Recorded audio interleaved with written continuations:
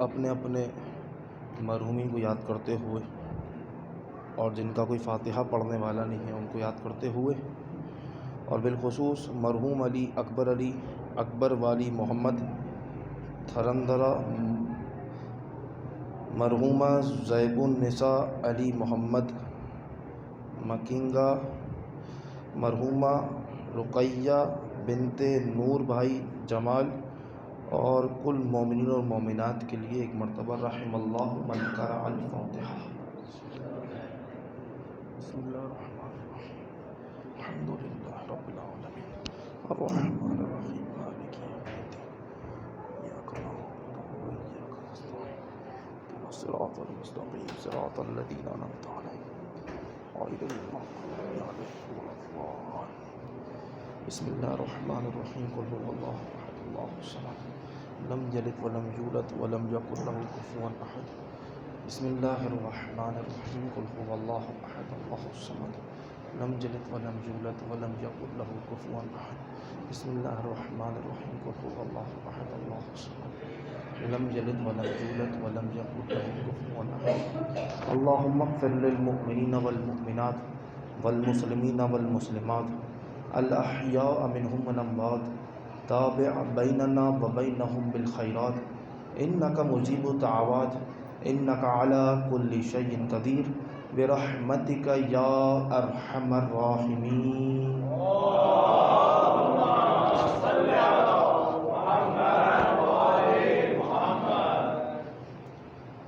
اعوذ باللہ من الشیطان الرجیم، بسم اللہ الرحمن الرحیم، الحمد للہ الذی علا بحولہ ودنا بطولہ، مانع کل غنیمت وفضل، وکاشف کل عظیمت وعزل، احمدہ علی عواطف کرمی وثوابغ نعمی، وأؤمن به اولا بادیا واستہدیہ قریبا ہادیا، واستعینہ قاہرا قادرا، واتوکل علیہ کافیا ناصرا، والصلاة والسلام علی رسول الثقلین ومحبوب رب المغربین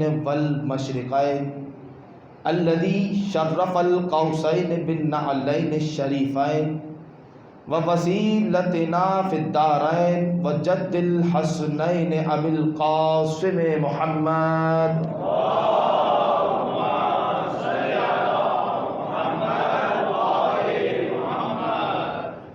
وعلی اہل بیتہ الطیبین الطاہرین المعصومین المظلومین المنتخبین المنتجبین، عصمہم اللہ من الزلل وآمنہم من الفتن وطہرہم من الدنس وأذہب عنہم الرجس وطہرہم تطہیرا۔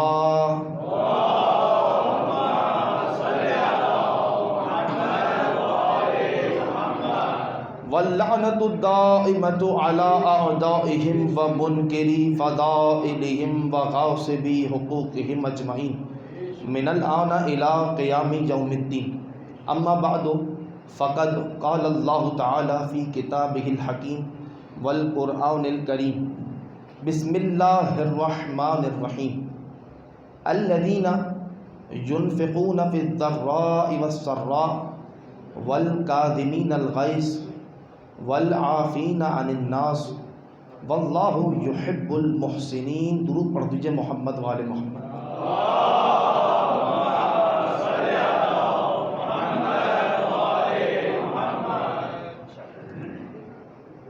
غلطی کا ازالہ کرتے ہوئے الذین ينفقون فی السراء والضراء میں نے تبدیل کر دیا تھا۔ عزیزان محترم اور سامعین کرام، پروردگار کا شکر ہے کہ اس نے ہمیں ہمارے دلوں کو اہل بیت کی محبت سے حیات جاویدانی عطا فرمائی، اور ہمارے نور ہمارے دلوں کو اس کے نور سے منور فرمایا جو جوہر مصطفیٰ ہے، شوہر زہرا ہے، صاحب منبر سنونی ہے۔ اسی فرش ازا کا واسطہ دے کر بارگاہ الہی میں دست دعا بلند کرتے ہیں، پروردگار جو کوئی مومن بیمار ہو اسے شفاء کاملہ عطا فرما، جو کوئی مومن پریشان حال ہو اس کی پریشانی کو دور فرما، اور ہمارے وقت کے امام جناب ابو طالب کے آخری فرزند جو پردہ غیبت میں ہیبت کی مسند پر غیبت کی پوشاک اوڑھ کر منتقم کربلا موجود ہے، ان کے ظہور میں تعجیل فرما۔ ایک بار درود پڑھتے ہوئے تھوڑا تھوڑا قریب آ جائیے۔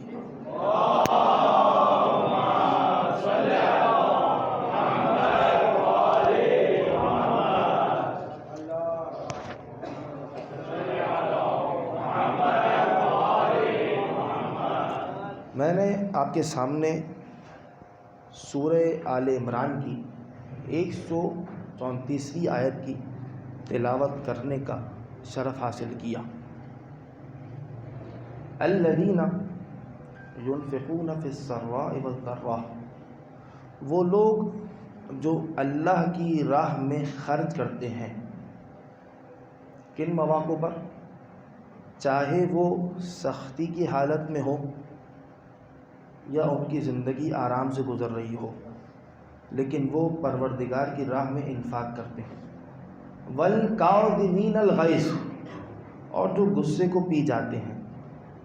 جب کبھی غصہ آتا ہے آنکھیں لال ہو جاتی ہیں، لیکن وہ پروردگار کی خاطر اپنے غصے کو پی جاتے ہیں۔ والعافین عن الناس، اور پروردگار کی خاطر لوگوں کو بخش دیتے ہیں، ان کی غلطیاں معاف کر دیتے ہیں۔ واللہ یحب المحسنین، اور پروردگار تو نیکوکاروں سے محبت کرنے والا ہے۔ یہ وہ آیت ہے کہ جس میں امام موسیٰ کاظم علیہ السلام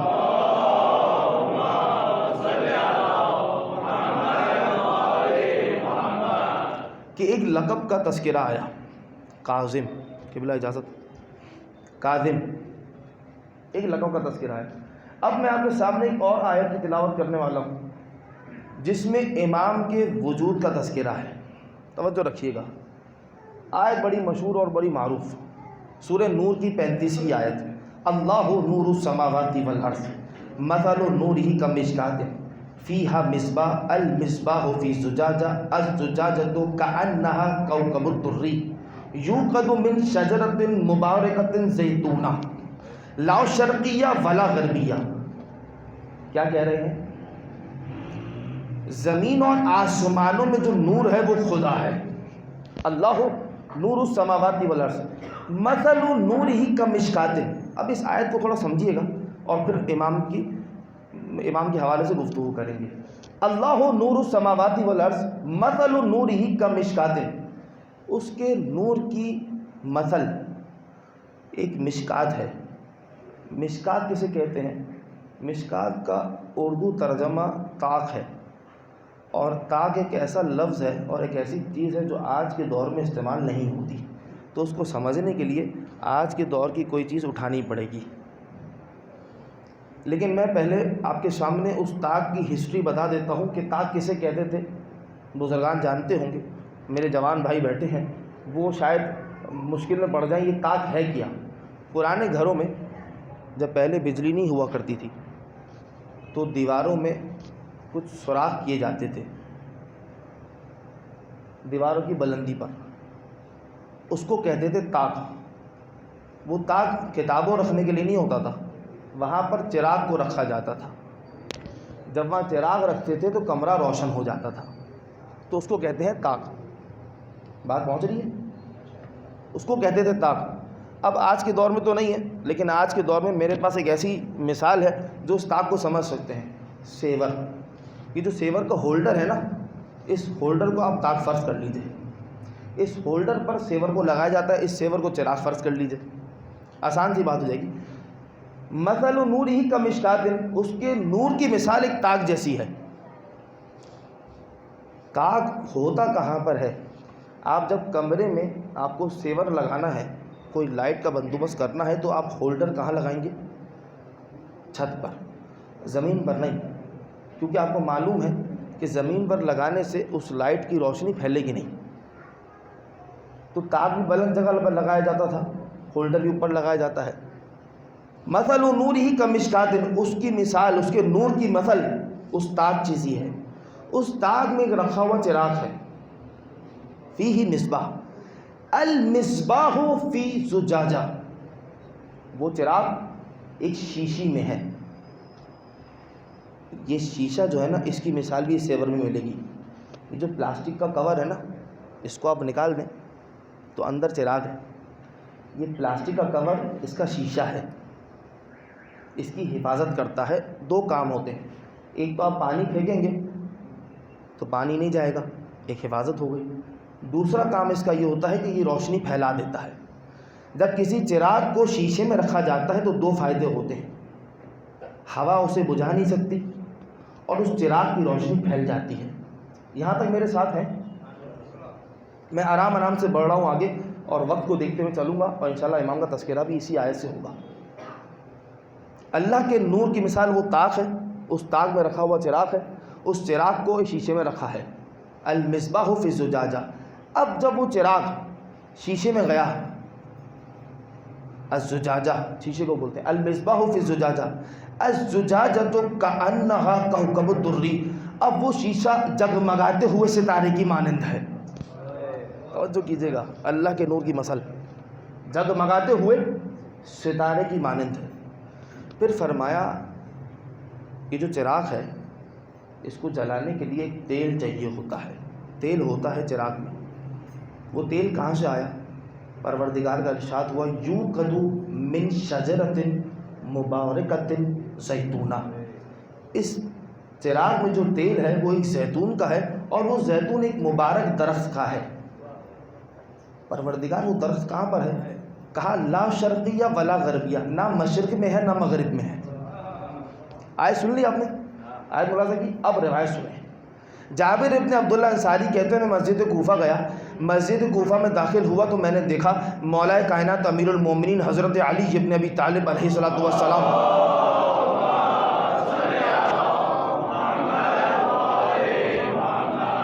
مسجد میں تشریف فرما ہے، اپنی انگشت مبارک سے اس آیت کو لکھ رہے تھے اور مسکرا رہے تھے. میں نے امام سے پوچھا آپ مسکرا کیوں رہے ہیں؟ مولا فرماتے ہیں یہ آیت لوگ پڑھتے تو ہیں لیکن معرفت نہیں رکھتے. توجہ کیجیے گا، کون سی آیت کا؟ اللہ نور السماوات والارض مثل نورہ کمشکات. ترجمہ آپ کے سماعتوں کے میں نے حاضر کر دیا، اب ترجمے کی آپ محتاج نہیں ہے، لیکن روایت سنیں اور روایت کو منطبق کریں ترجمے پہ. امام فرما رہے ہیں اللہ نور السماوات والارض مثل نورہ کمشکات، اللہ کا نور زمین اور آسمان میں جو نور ہے وہ اللہ کا نور ہے. مثل نورہ کمشکات فیہا مصباح، اس کے نور کی مثل ایک طاق ہے، اس طاق میں رکھا ہوا چراغ ہے. اے جابر سنو، وہ طاق نور محمد ہے، وہ چراغ میں ہوں.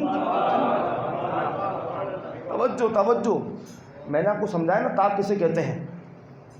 طاق محمد کی ذات، چراغ ولایت، طاق نبوت، چراغ ولایت. نبوت ہے اس پر رکھا ہوا چراغ ہے. توجہ رکھیے گا، نبوت کی روشنی اگر کو بکو پہنچے گی تو ولایت کے ذریعے پہنچے گی. توجہ، اس طاق پہ رکھا ہوا چراغ میری ولایت ہے. آگے فرمایا المصباح فی زجاجہ، وہ مصباح، وہ چراغ ایک شیشے میں ہے. شیشے کے دو فائدے تھے میں نے آپ کے سامنے عرض کیے. امام فرماتے ہیں وہ شیشہ کون ہے؟ امام فرماتے ہیں جابر سنو، وہ شیشہ کوئی اور نہیں، وہ میرے بچے حسنین کریمین ہے. حسن حسین کی وجہ سے نور ولایت جگہ کبکو بگو پہنچ گیا، اور پرچار بھی حسین اور حسن کے ذریعے ہوا. شیشہ بچاتا ہے نا، شیشہ بچاتا ہے. امام حسن اور امام حسین وہ شیشہ ہے. آگے فرمایا الزجاجۃ کأنہا کوکب الدری، اب وہ شیشہ جگمگاتے ہوئے ستارے کی مانند ہے. کہا اگر یہ جگمگاتا ہوا ستارہ دیکھنا چاہتا ہے نا جابر تو میرے بیٹے امام سجاد کو دیکھنا. حسین نے ولایت کو بچایا، پھر شام اور کوفہ کی گلیوں میں ستارہ جگمگا رہا تھا. توجہ رکھیں, امام سجاد تک پہنچ گئے. آگے فرمائے یوقد من شجرۃ مبارکۃ زیتونہ, اس چراغ کو جو تیل ہے وہ ایک زیتون کا ہے, اور وہ زیتون ایک مبارک درخت سے ہے. اے جابر سنو, وہ زیتون باقر ہے, درخت جعفر ہے. لا شرقیہ ولا غربیہ. اب ادھر آپ رک کے سنیے گا, تھوڑا سا میرے ساتھ دیجیے گا. میں آرام سے تمہید کے ساتھ یہ جملہ آپ کے سامنے پیش کروں گا. لا شرقیہ, اے جابر وہ درخت نہ مشرق میں ہے نہ مغرب میں ہے. یہ جو لا شرقیہ ہے نا, مشرق میں نہیں ہے, اس سے مراد میرے اور آپ کے ساتھ مولا امام موسیٰ کاظم ہیں.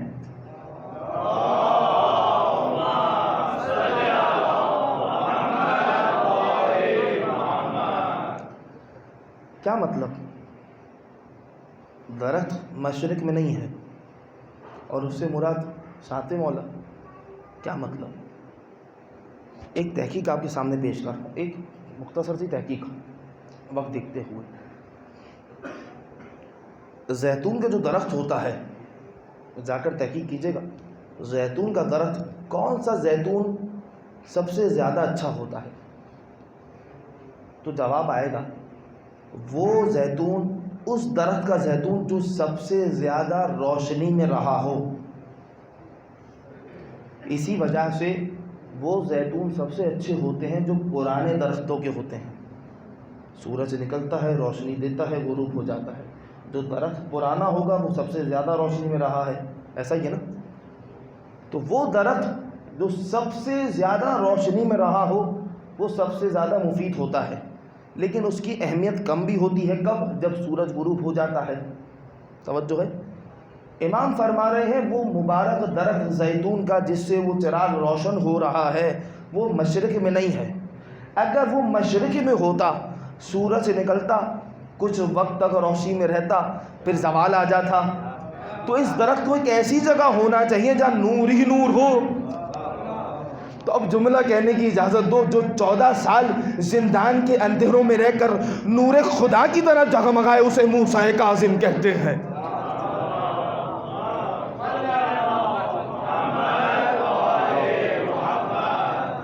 اب فرق سمجھ آیا نبی موسیٰ اور امام موسیٰ میں؟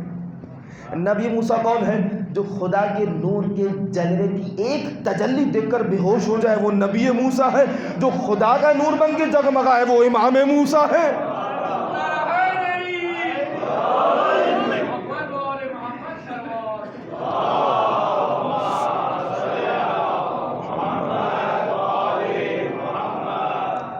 ایک بار اور درود پڑھے محمد و آل محمد.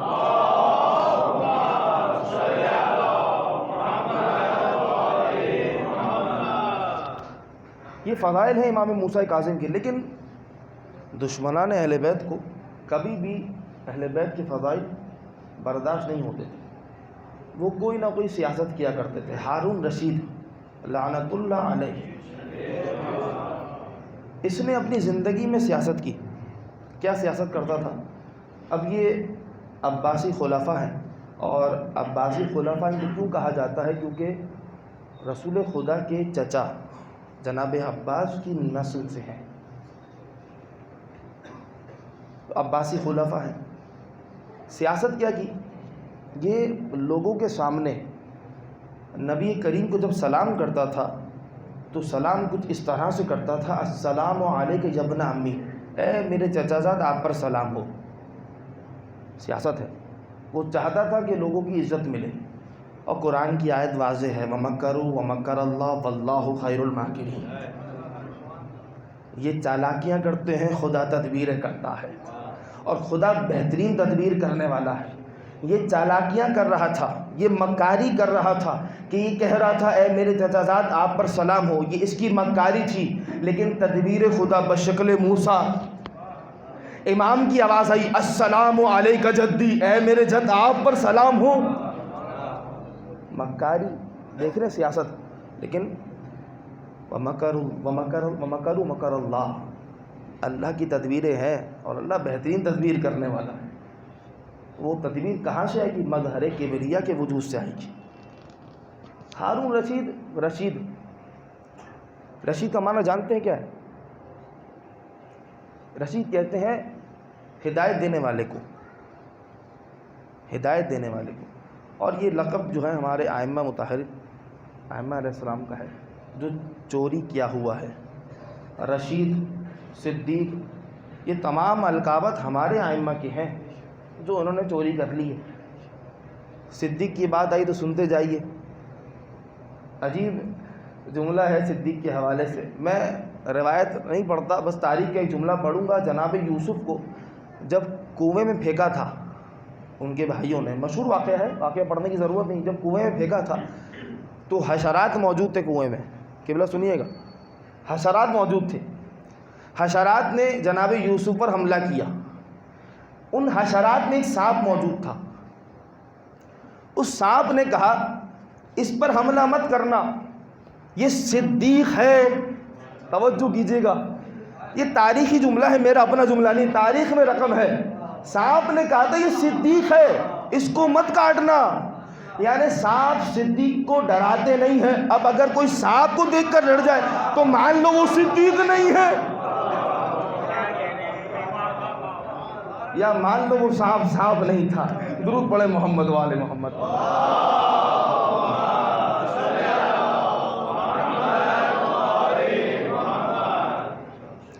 رشید کہتے ہیں ہدایت دینے والے کو، اور جس پر خدا کی لعنت ہو وہ رشید نہیں، وہ خبیث ہوتا ہے. یعنی ہارون رشید نہیں، ہارون غیر رشید. رشید ہمارے 12 ائمہ کا لقب ہے. روایت مشہور ہے، معروف ہے کہ میرے نبی کے بعد خلفائے راشدین ہوں گے، 12 خلفائے راشدین ہوں گے.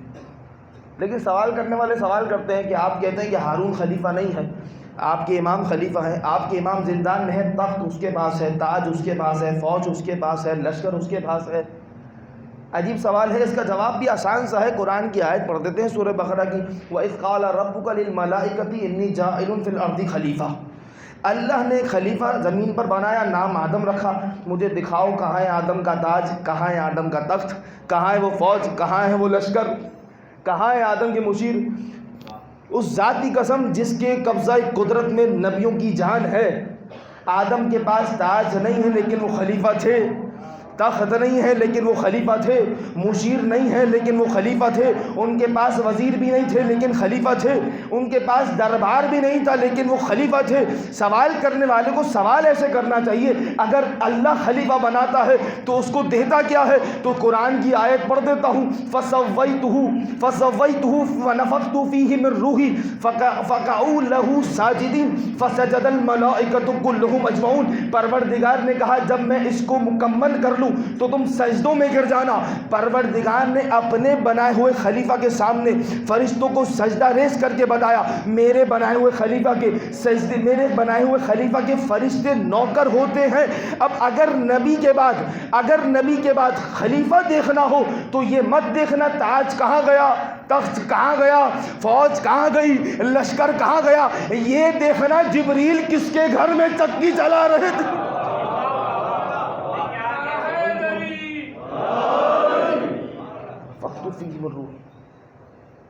یہ ہمارے خلفاء ایسے نہیں ہیں. ان کے یہاں خلیفہ بننا چاہتا ہے تو اس کو بوڑھا ہونا پڑتا ہے. ہمارے یہاں خلافت بڑھاپے کی محتاج نہیں ہے، نو مولود بھی ہو تو خلیفہ ہوتا ہے. کم سن ہے امام، کم سن. روایت عجیب روایت، کم سن ہے. آپ کو تو تعجب کرنے کی ضرورت نہیں، آپ کے امام ہیں، وہ تعجب کرنے والے بیٹھے ہیں، وہ کرتے رہیں تعجب، کیونکہ ان کے خلیفہ ایسے نہیں تھے نا. سوال کچھ پوچھا جاتا تھا، جواب کچھ ملتا تھا. یہاں سوال کیا ہی نہیں جاتا، جواب مل جاتا تھا. کم سن ہے امام. ابو حنیفہ اس سے یہ لوگ جان نہیں چھڑا سکتے. ابو حنیفہ اب ان کا ایک بڑا عالم ہے جس کا نام تو ہم ممبر سے لے چکے ہیں اور لیتے رہیں گے. ابو حنیفہ در امام صادق علیہ السلام پر آیا.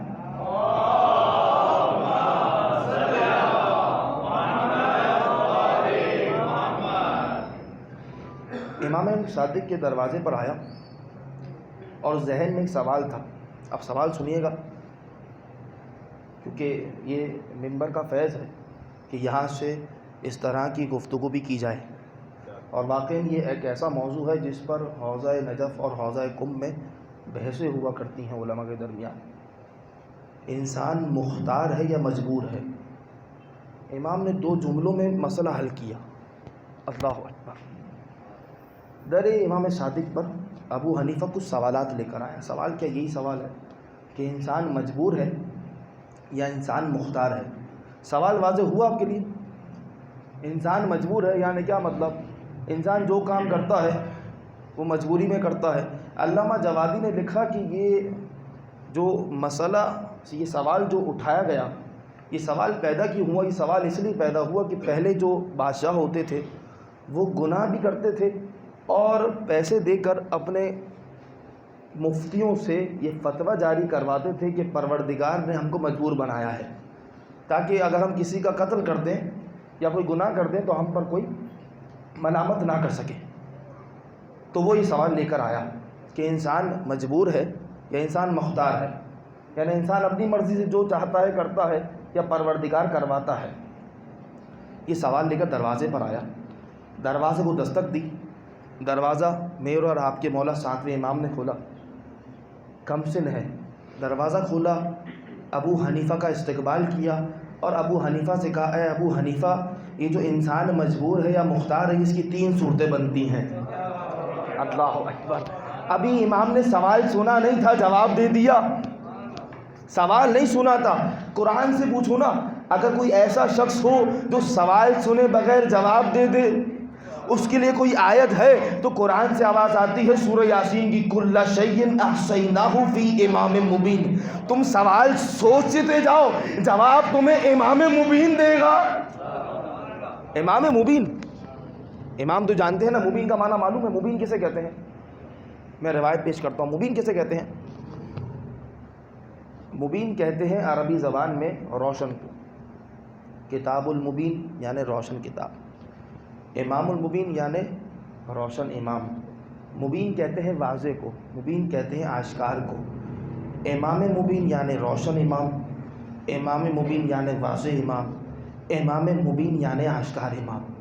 اب یہ روشن امام، واضح امام، آشکار امام یہ مسلمانوں کو بند کمروں سے نہیں ملے گا، غدیر کے چوراہے سے ملے گا. میں نے بڑی آرام سے آپ کے سامنے جملہ پڑھ دیا. غدیر کے چوراہے سے ملے گا روشن امام. قرآن کہہ رہا ہے امام مبین بتائے گا. امام نے دیکھتے ہی، استقبال کرتے ہی سوال اس کا ریپیٹ کر دیا. ابھی اس نے سوال کیا نہیں تھا، امام نے جواب دینے کا آغاز کر دیا. کیا فرمایا؟ ابا حنیفہ، یہ جو انسان مجبور ہوتا ہے اور مختار ہوتا ہے اس کی 3 صورتیں بنتی ہیں. یہ 3 عقلی صورتیں ہیں. جواب سنیے گا آپ مطمئن ہو جائیں گے. امام کا جواب ہے، کلام الامام ہے. 3 صورتیں بنتی ہیں. بھلا کون سی 3 صورتیں بنتی ہیں؟ کا پہلی صورت تو یہ کہ انسان مکمل مجبور ہے، چاہے وہ نیکی کرے چاہے وہ گناہ کرے، ہر کام میں مجبور ہے. دوسری صورت یہ بنتی ہے کہ انسان آدھا مجبور ہے اور آدھا مختار ہے، یعنی اگر برائی کرتا ہے تو مجبوری کے عالم میں کرے گا، اگر اچھائی کرتا ہے تو اختیار کے عالم میں کرے گا. تیسری صورت یہ بنتی ہے کہ انسان مکمل مختار ہے، وہ جو چاہتا ہے کرتا ہے اپنی مرضی سے. 3 صورتیں بنائی امام نے. پھر کہا ابو حنیفہ، اگر پہلی صورت کو اٹھاتے ہیں کہ انسان مکمل مجبور ہے تو پروردگار اگر انسان سے گناہ کروائے گا تو اب انسان گناہ کرنے کے بعد فقط وہی باعث ملامت، مستحق ملامت نہیں ہوگا، نعوذ باللہ پروردگار بھی ساتھ مستحق ملامت ہو جائے گا.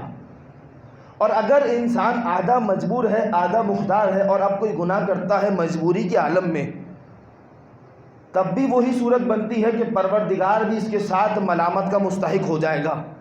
اور ابو حنیفہ ایسا ہونا ممکن نہیں ہے. تو جواب واضح ہے کہ انسان مکمل مختار ہے. درود پڑھے محمد والے محمد.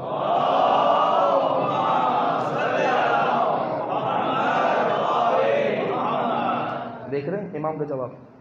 3 جملوں میں سوال سنے بغیر امام نے جواب دے دیا. علم کلام کی مشکل ترین بحث امام نے 3 جملوں میں حل کر دی. عقلی بحث ہے نا، عقلی بات ہے. اگر انسان مجبور ہوتا اور پروردگار گناہ کرواتا تو پھر عذاب فقط انسان کو کیوں ملے گا؟ نعوذ باللہ پروردگار شامل ہو جائے گا کہ ممکن نہیں ہے پروردگار ملامت کا مستحق ہو. تو انسان مختار ہے. یہ ہارون رشید کو یہ چیزیں برداشت نہیں ہوتی تھی. امام کا اس طرح سے لوگوں کو جواب دینا. امام صادق اور امام باقر دونوں امام کی خوشنودی کے لیے ایک مرتبہ بلند تر صلوات پڑھیں گے.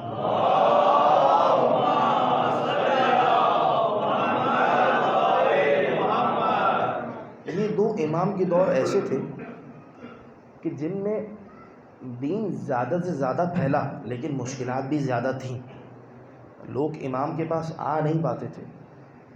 اور ساتویں امام کا دور ایسا دور تھا، شروع کا دور ایسا تھا کہ لوگ امام کو دیکھتے بھی تھے اور امام سے سیکھتے بھی تھے، اور جو امام کو دیکھتا تھا امام کا ہو کے رہ جاتا تھا. یہ حکومت سے برداشت نہیں ہوتا تھا. ایک مرتبہ ہارون رشید نے ایک اور اشکال کیا امام پر، اور وہ اشکال ایسا اشکال ہے کہ آج کل کے چھوٹے بچے یا جوان بچے ان کے ذہن میں اشکال پیدا ہوتا ہے. وہ اشکال کیا تھا؟ اس نے کہا امام کو، فرمایا امام آپ کو فرزند رسول کیوں کہتے ہیں؟ آپ تو فرزند ابو طالب ہیں، آپ علی کے بیٹے ہیں جو کہ امام علی جناب ابو طالب کے فرزند تھے. رسول کا کوئی بیٹا نہیں تھا، آپ فرزند رسول کیسے ہو؟ جیسے ہی ہارون نے سوال کیا، امام نے فوراً سے قرآن کی آیت پڑھنا شروع کی. وَمِن ذُرِّيَّتِهِ داؤد وسلیمان وأیوب ویوسف وموسیٰ وہارون وَكَذَلِكَ نَجْزِی الْمُحْسِنِینَ وزکریا وعیسیٰ والیاس. امام نے فرمایا ابراہیم کی نسل سے، جملہ سنیے گا، ابراہیم کی نسل سے ایوب ہے، یوسف ہے، موسیٰ ہے، ہارون ہے، داؤد ہے، سلیمان ہے، زکریا ہے، الیاس ہے، عیسیٰ ہے. ہارون دیکھ رہا تھا، امام نے سوال کیا یہ بتاؤ عیسیٰ ابراہیم کی نسل میں کیسے آئے؟ اللہ اکبر. تو کہنے لگا مریم کے ذریعے. کہا بس جس طرح سے مریم کے ذریعے عیسیٰ ابراہیم کے نسل میں آئے ہیں، ہم اپنی جدہ فاطمہ کے ذریعے رسول کی نسل میں آ گئے.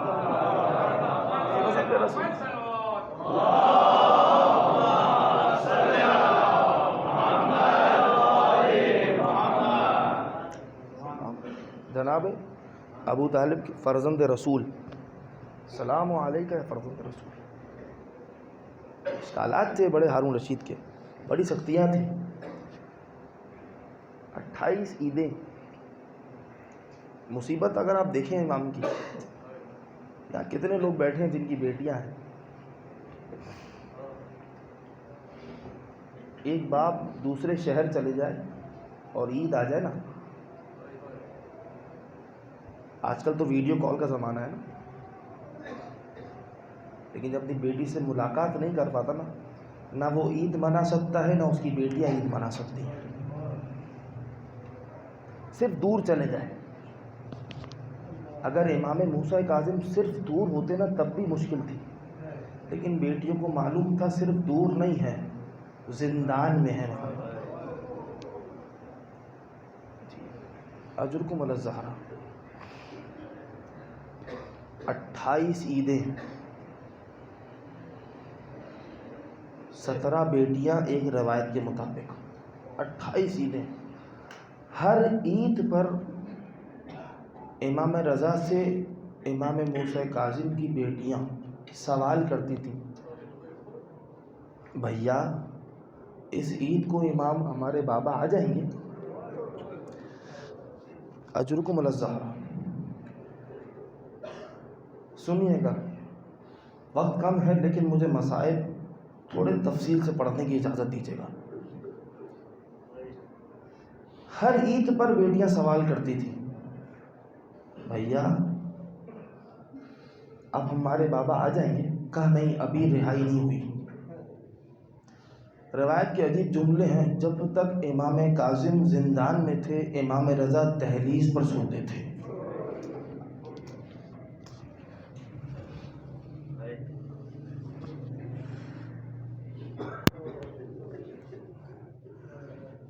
کچھ وقت گزرا، امام کو رہائی ملی، امام گھر تشریف لے آئے. 28 عیدوں کے بعد ایک امام جب گھر آئے، ایک باپ جب گھر آئے، بیٹیوں پر کیا گزر رہی ہوگی، خصوصاً جناب معصومہ کم پر. سلام ہو جناب معصومہ کم پر. میں ایک جملہ کہتا ہوں، جب بھی بیوی کی قبر پہ جاتا ہوں نا تو ان کی تسلی کے لیے ایک جملہ، ان کی تعزیت کے لیے ایک جملہ کہتا ہوں، بی بی بابا کی شہادت کے بعد آپ کو کسی نے تماچا تو نہیں مارا نا؟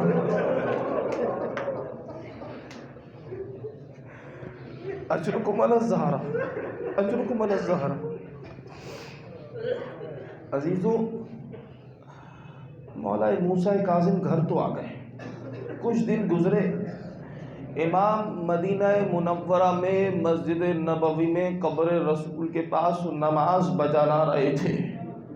امام رکوع کی حالت میں گئے، کچھ لوگوں نے زنجیریں ڈال دی امام کے جسم پر۔ عجیب جملے ہیں، مسلمان تھے لیکن لحاظ نہیں کیا، امام کو گریبان سے پکڑا، رکوع کے عالم میں امام کو کھینچنا شروع کیا۔ امام کی آواز بلند ہوئی، یا رسول اللہ، یا جدہ، اب میں نے کون سا جرم کر دیا؟ اجرکم علی الزہرا، اجرکم علی الزہرا۔ سنیے گا، امام کی زیارت میں ایک لفظ آیا ہے، وَالظُّلَمِ الْمَطَامِيرِ۔ مطامیر کسے کہتے ہیں؟ اجرکم علی الزہرا، دو جملے سنیے گا۔ مطامیر جمع ہے مطمورہ کی۔ مطمورہ کسے کہتے ہیں؟ سجن کہتے ہیں زندان کو، سجن کہتے ہیں زندان کو۔ مطمورہ ایک خاص قسم کا زندان ہوتا ہے۔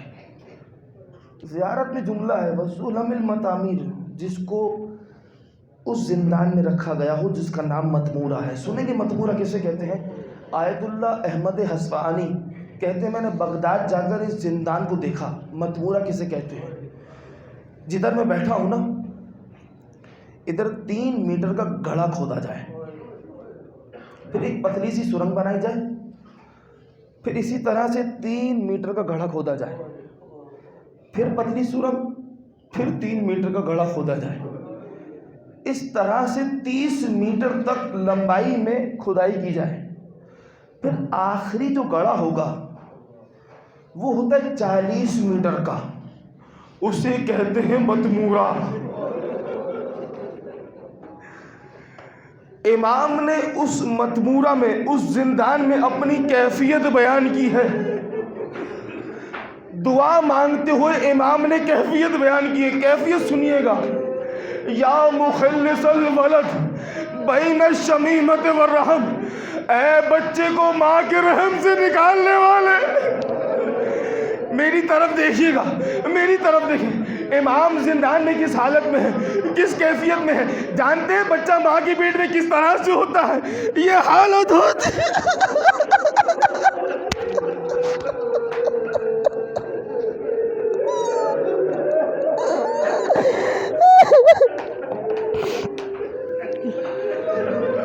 امام کو اس زندان میں رکھا گیا۔ کچھ شیعہ آئے اور کہنے لگے ہمیں امام سے ملاؤ، ہمیں امام سے ایک بار ملاقات کرا دو۔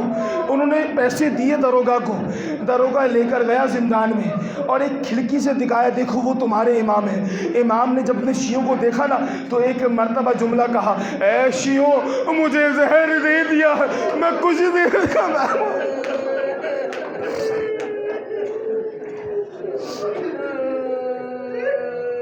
اجرکم علی الزہرا، اجرکم علی الزہرا۔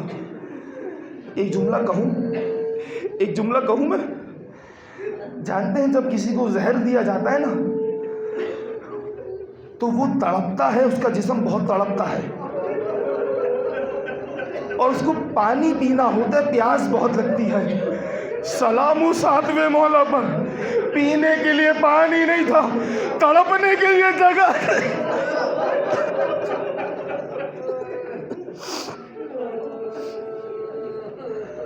جب امام نے اپنے شیعوں سے کہا نا مجھے زہر دے دیا گیا ہے، عجیب روایت کے جملے ہیں، وہی ظالم کھڑا تھا، جب اس نے سنا کہ ان کے امام نے انہیں بتایا ہے کہ مجھے زہر دے دیا ہے، اس نے تازیانہ اٹھایا۔ ارے شیعہ دیکھ رہے تھے، امام کے چاہنے والے دیکھ رہے تھے، اس نے تازیانے مارنے شروع کر۔ کسی کی آواز بلند ہوئی، انا للہ و انا الیہ۔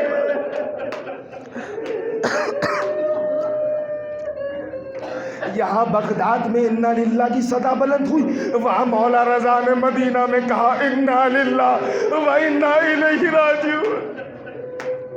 عجیب جملے ہیں، جس کے 19 بیٹے ہوں اس کا جنازہ مزدوروں نے اٹھایا ہے، پلے بغداد پہ رکھا نہیں تھا، پھینک دیا تھا۔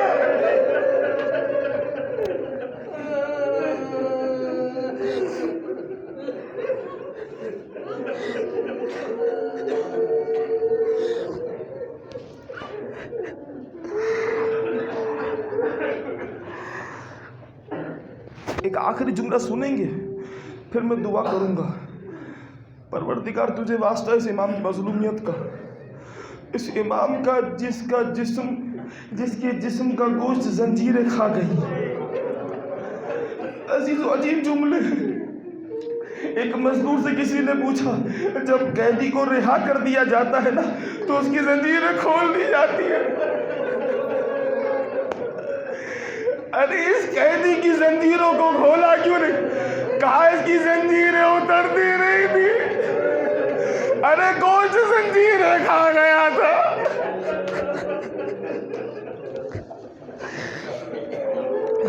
وَسَيَعْلَمُ الَّذِينَ ظَلَمُوا أَيَّ مُنقَلَبٍ يَنقَلِبُونَ۔ پروردگار تجھے امام کی مظلومیت کا واسطہ، امام کے جسم کا واسطہ،